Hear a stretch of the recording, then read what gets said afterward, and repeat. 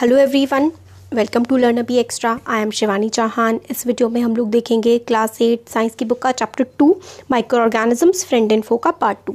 तो ये वाला जो पार्ट है ये इस चैप्टर का पार्ट 2 है। पार्ट 1 में हम लोगों ने देखा था कि माइक्रोब्स या फिर माइक्रो ऑर्गेनिजम्स क्या होते हैं। माइक्रो ऑर्गेनिजम्स ऐसे ऑर्गेनिज्म होते हैं जिसको हम लोग आँखों से नहीं देख सकते हैं। उनको देखने के लिए हमें माइक्रोस्कोप की ज़रूरत होती है। एग्जाम्पल के लिए वायरस हो गए, ठीक है, बैक्टीरिया हो गए, ठीक है, प्रोटोजोआ हो गए, ठीक है, फंगस वगैरह, ये सारे के सारे क्या होते हैं? एल्गी, बैक्टीरिया, प्रोटोजोआ, फंगस और वायरस। वायरस जो है वो लिविंग बॉडी पे जब तक आएंगे नहीं तब तक वो एक्ट नहीं करेंगे, अपने आप में ही कुछ नहीं कर सकते। जब तक एक लिविंग बीइंग, प्लांट, एनिमल वगैरह पे आते हैं तो ये एक्ट कर पाते हैं।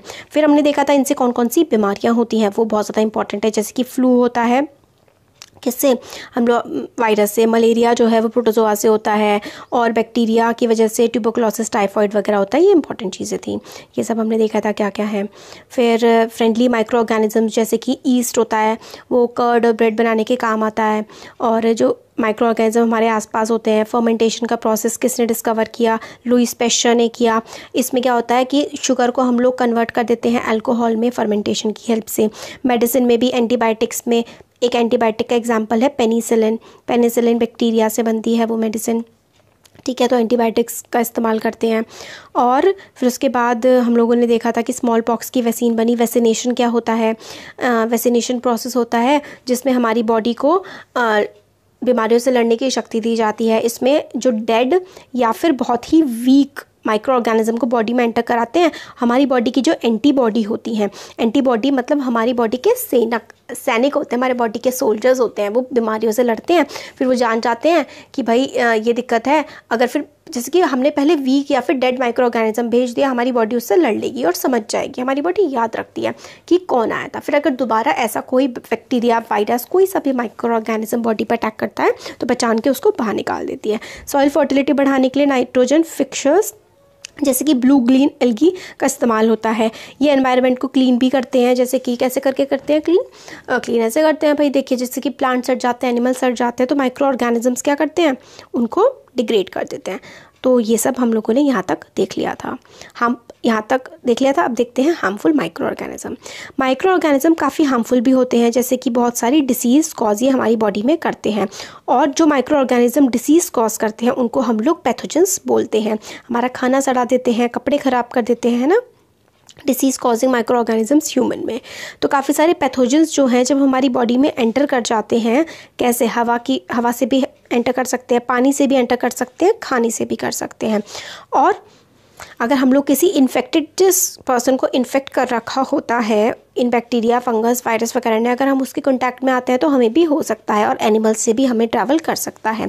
तो जो माइक्रोबियल डिसीज़ होती है ना, ये एक इन्फेक्टेड पर्सन से एक हेल्दी पर्सन में ट्रैवल कर जाती हैं हवा, पानी, खाने के थ्रू, और इसीलिए हम इनको कम्युनिकेबल डिसीज़ कहते हैं। This is very important. Communicable disease क्या होती हैं? तो micro bacterial diseases that can spread, ऐसी डिसीज़ जो स्प्रेड हो सकती हैं एक इन्फेक्टेड, एक बीमार पर्सन से एक बिल्कुल हेल्दी, एक अच्छे पर्सन में। किसकी हेल्प से? हवा, पानी, खाने की हेल्प से, या फिर हम उसके कॉन्टैक्ट में आए, छुए उसको फिजिकल कॉन्टैक्ट से। इस तरीके से जो बीमारियां फैलती हैं उनको कम्युनिकेबल डिसीज़ कहते हैं। जैसे कि कॉलेरा हो गया, कोल्ड हो गया, ट्यूबरकुलोसिस हो गया, चिकन पॉक्स हो गया, ठीक है, ये सारी की सारी कम्युनिकेबल डिसीज़ होती हैं। अगर कोई आपके सामने कोई पर्सन खांस रहा है और आपके ऊपर उसके ड्रॉपलेट्स आ गए ना हवा की हेल्प से, तो वायरस एक हेल्दी बॉडी में भी एंटर कर जाएगा और उसमें भी वो इन्फेक्शन फैला देता है, ठीक है। तो इसलिए हम लोगों को जब भी हम खांसते हैं तो हम लोगों को हाथ रख लेना चाहिए मुंह पे, या फिर रुमाल रख लेना चाहिए। हम लोग को ऐसे डायरेक्ट नहीं खांसना चाहिए, काफ़ी अनहेल्दी चीज़ होती है, वो दूसरों को भी बीमारी फैला सकते हैं। अब कुछ there are some insects and animals which act as carrier of disease causing causing microbes। तो कुछ जानवर होते हैं जो कैरियर्स होते हैं, मतलब अपने अंदर ये बीमारियां रखते हैं। जैसे कि हाउस फ्लाई, मतलब हाउस फ्लाई कितनी गंदी गंदी चीज़ों पे बैठती है ना, और फिर किसी की बॉडी पे बैठ जाए तो वो बीमारी फैला सकती है। House fly is one such carrier. Fly sat on garbage and animal excreta, गंदगी पे बैठती है। Pathogen stick into their bodies, और ये जो पैथोजन्स है वो ये उनकी बॉडी पर चिपक जाते हैं। और ये जब फ्लाइज अनकवर्ड खाने पर बैठती हैं, मतलब बिना ढके हुए खाने पर जब ये मक्खियाँ बैठती हैं, तो अब वो जो गंदगी है, वो जो डिसीज़ है, पैथोजन्स लेकर के आई थी, वो गंदी जगह पर बैठने से वो खाने में ट्रांसफ़र ही कर देती हैं, और उस खाने को खाने से हम लोग बीमार पड़ सकते हैं। तो इसलिए हमेशा एडवाइस किया जाता है कि कभी भी खाने को ऐसे ही उगाड़ के ना रखें, हमेशा उसको ढक के रखें। तो अनदर एग्जांपल जो कि कैरियर है डिसीज़ फैलाता है, वो है एनोफिलीज मॉस्कीटो। ये बहुत सारी बीमारियां फैलाता है। Which carries the parasite of malaria plasmodium. Female Aedes mosquito act as a carrier of dengue virus. Dengue फैलाता है ना, डेंगू मलेरिया वगैरह। तो ये मेनली क्या फैलाता है, ये जो है एनोफिलीज जो है, एनोफिल्स मॉस्कीटो जो है ये क्या फैलाता है, एडीज मॉस्कीटो ये डेंगू फैलाता है। ठीक है, डेंगू फैलाता है। एडीज मॉस्कीटो डेंगू वायरस को फैलाता है। ठीक है, अब सारे के सारे मॉस्कीटो जो हैं, जो ये मच्छर हैं, ये पानी में पैदा होते हैं, पानी में ब्रीड करते हैं, अपने अंडे जो है ये साफ़ पानी में दे जाते हैं। Hence we should not collect water anywhere in coolers, tyres, flower pot etcetera. हम लोग को पानी ऐसे सड़ने के लिए कहीं पर भर के नहीं छोड़ देना चाहिए, क्योंकि उसमें मच्छर पनप जाते हैं। By keeping the surrounding clean, हम लोग अपने आसपास की चीज़ों को साफ़ रख करके, सूखा रख के मॉस्किटो की ब्रीडिंग को रोक सकते हैं, मॉस्किटो को पनपने से रोक सकते हैं, और मलेरिया के स्प्रेड से भी बचा जा सकता है इस वजह से। फिर देखिए, ये बहुत इंपॉर्टेंट टेबल है, ये वाला जो टेबल है ना, ये काफ़ी ज़्यादा इंपॉर्टेंट है, वेरी इंपॉर्टेंट, अच्छे से करना है आपको। इसमें देखिए ट्यूबरकुलोसिस जो है, ट्यूबरकुलोसिस किससे फैलता है, बैक्टीरिया से फैलता है और हवा से। ठीक है, टीबी जो होता है, ट्यूबरकुलोसिस होता है टीबी की बीमारी, हवा से बहुत गंदी बीमारी होती है। मीजल्स जो है वो बैक्टीरिया से, हवा की हेल्प से। चिकन पॉक्स वायरस होता है, हवा से। पोलियो भी वायरस है, मैंने आपसे पिछले वीडियो में भी क्वेश्चन पूछा था, पोलियो किससे फैलता है, वायरस से। ये तीनों की तीनों चीज़ें वायरस से फैलती हैं।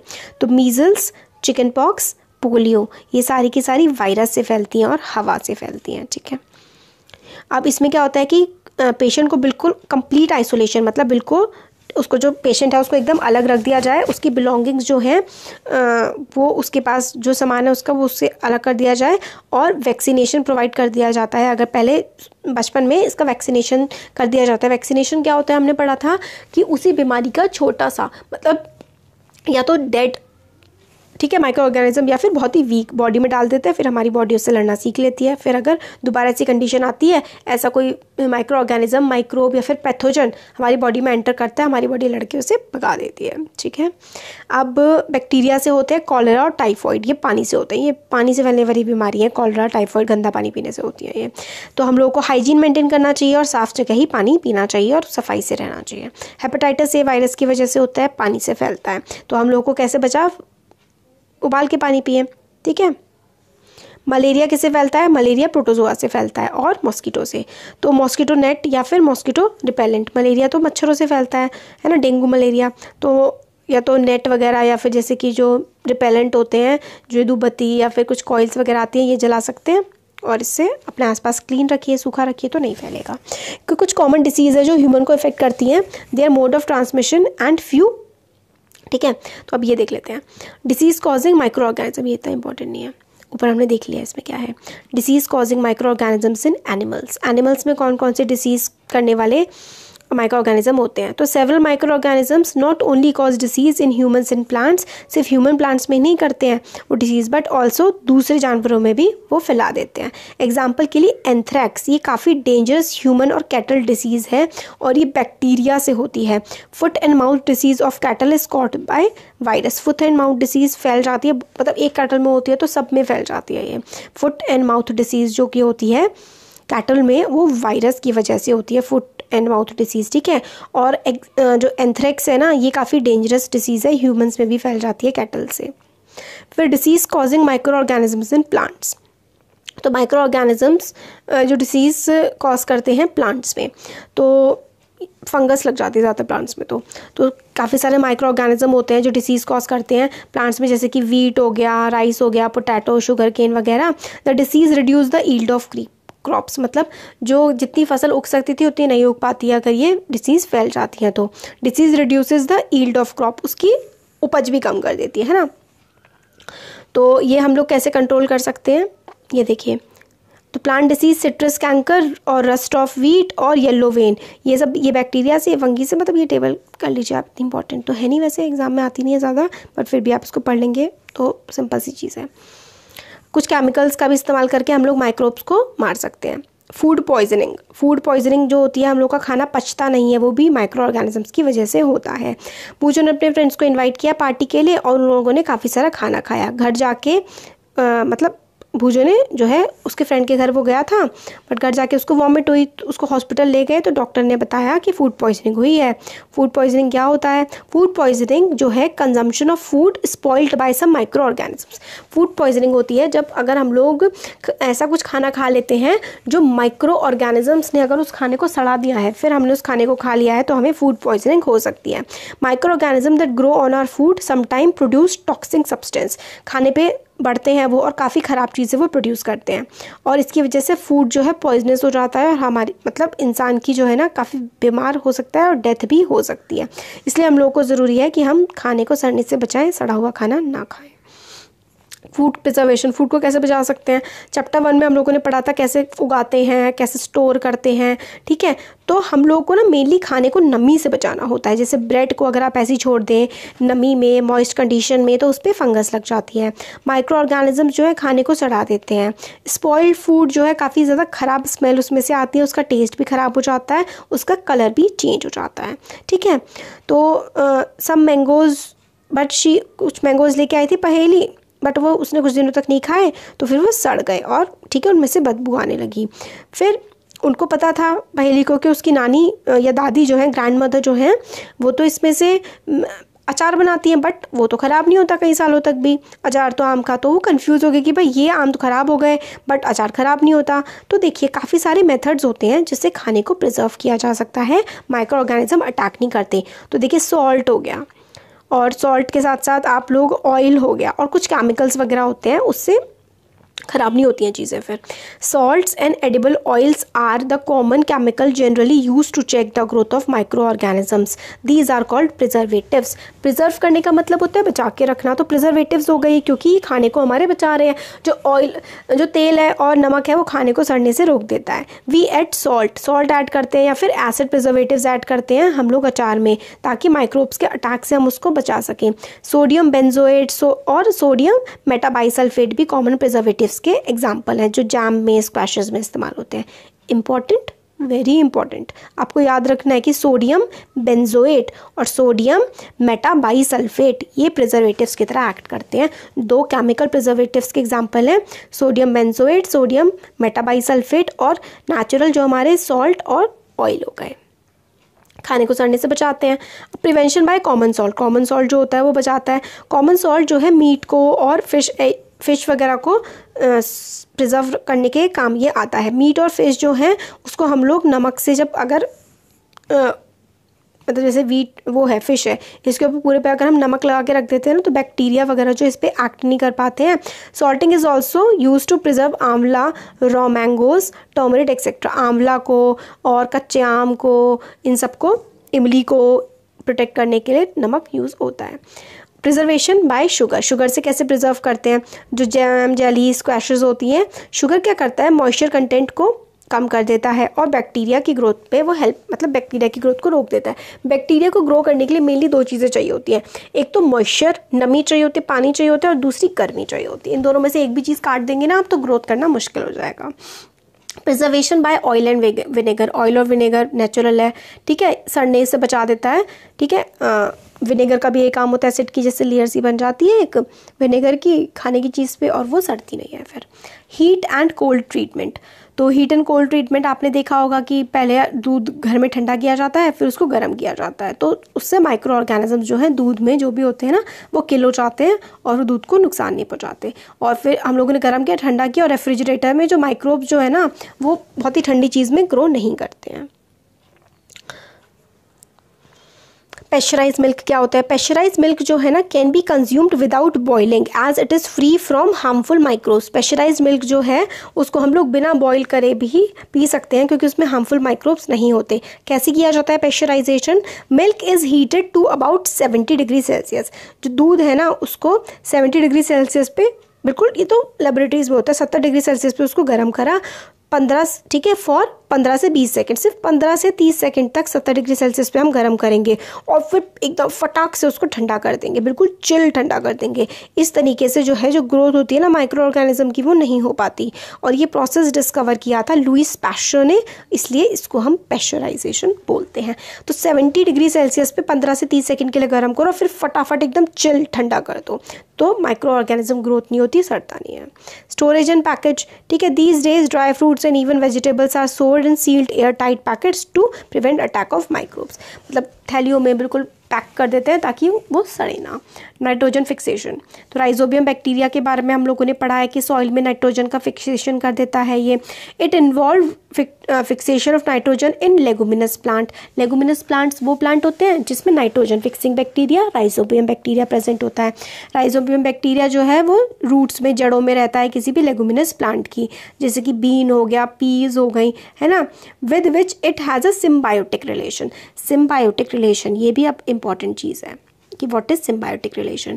ठीक है, कई बार सिम्बायोटिक रिलेशन होता है कि जो रूट है वो बैक्टीरिया को खाना दे रही है और बदले में जो बैक्टीरिया है वो रूट को नाइट्रोजन दे रहा है, एक दूसरे की हेल्प कर रहे हैं, तो सिम्बायोटिक रिलेशन होता है जिसमें एक दूसरे की, एक ऑर्गेनिज्म दूसरे ऑर्गेनिज्म की हेल्प कर रहा होता है, मतलब दोनों एक दूसरे की हेल्प कर रहे होते हैं।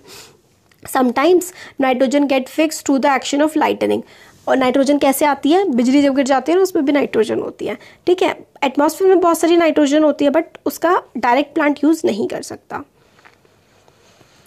ठीक है, तो ये आ गई हमारी नाइट्रोजन साइकिल और चैप्टर का एंड भी। नाइट्रोजन साइकिल देखिए, एटमॉस्फेयर में 78% तो नाइट्रोजन ही प्रेजेंट है और सारी की सारी it is one of the essential constituents of all living organisms as part of protein,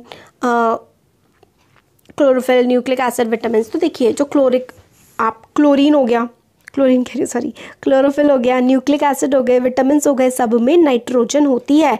सब में किस किस में नाइट्रोजन होती है, प्रोटीन में नाइट्रोजन होती है, न्यूक्लिक एसिड में नाइट्रोजन होती है, विटामिन में नाइट्रोजन होती है और पूरे एटमॉस्फेयर में 78% नाइट्रोजन है। नाइट्रोजन मतलब बहुत इंपॉर्टेंट होगी। बट जो प्लांट्स हो गए, एनिमल्स हो गए, हम लोग भी एटमॉस्फेयर में से डायरेक्टली नहीं ले पाते हैं। कुछ बैक्टीरिया जैसे कि blue green algae, certain bacteria such as blue green algae bacteria जो कि सॉइल में प्रेजेंट होते हैं, present in the soil, fix nitrogen from atmosphere and convert it into compounds of nitrogen. मतलब जो ब्लू ग्रीन एल्गी होती है soil में प्रेजेंट होते हैं, एटमॉस्फेयर की नाइट्रोजन को इस तरीके से कन्वर्ट कर देते हैं कि प्लांट्स उसका यूज़ कर पाएँ। वंस नाइट्रोजन जो है यूजेबल टाइप में कन्वर्ट हो जाती है तो उसका इस्तेमाल जो है प्लांट्स कर लेते हैं सॉइल की हेल्प से। और nitrogen is then used for the synthesis of plant protein and other compound. ठीक है, प्लांट प्रोटीन में और बाकी सारी चीज़ों में फिर नाइट्रोजन का आसानी से इस्तेमाल हो जाता है। और एनिमल्स जो कि फीड कर रहे होते हैं प्लांट्स पे, प्लांट्स को जो एनिमल्स खा रहे होते हैं उनको भी प्रोटीन मिल जाता है और नाइट्रोजन उनको मिल जाता है। जब प्लांट और एनिमल मरते हैं, बैक्टीरिया फंगी उनको सड़ा देते हैं, सॉइल में फिर से नाइट्रोजनस वेस्ट आ जाता है, फिर से प्लांट को नाइट्रोजन मिल जाती है। ये पूरी की पूरी साइकिल होती है। Certain other bacteria convert some part of them to nitrogen gas and which goes back into the atmosphere. ठीक है, कुछ जो है कुछ ऑर्गेनिज्म से नाइट्रोजन प्रोड्यूस करते हैं, वो एनवायरनमेंट में चला जाता है, इसलिए जो परसेंटेज होता है एनवायरनमेंट में नाइट्रोजन का वो सेम रहता है। तो देखिए ये साइकिल है जो पूरी की पूरी बताई गई है। नाइट्रोजन, एटमॉस्फेरिक नाइट्रोजन, एटमॉस्फेयर से नाइट्रोजन लाइटनिंग होती है और फिर नाइट्रोजन फिक्सिंग बैक्टीरिया होते हैं एटमॉस्फेयर में, वो क्या कर देते हैं, bacteria in turn fix nitrogen to nitrogenous compounds, फिर compound of nitrogen to the soil, soil में चले गए, लाइटनिंग से भी सॉइल में आ गए। ठीक है, नाइट्रोजन फिक्सिंग बैक्टीरिया ने भी सॉइल में भेज दिए, फिर नाइट्रोजन सॉइल में आ गया, फिर bacteria turn compound of nitrogen into gaseous nitrogen, gas में भी कन्वर्ट करता है और कुछ यूजेबल फॉर्म में भी कन्वर्ट कर देता है।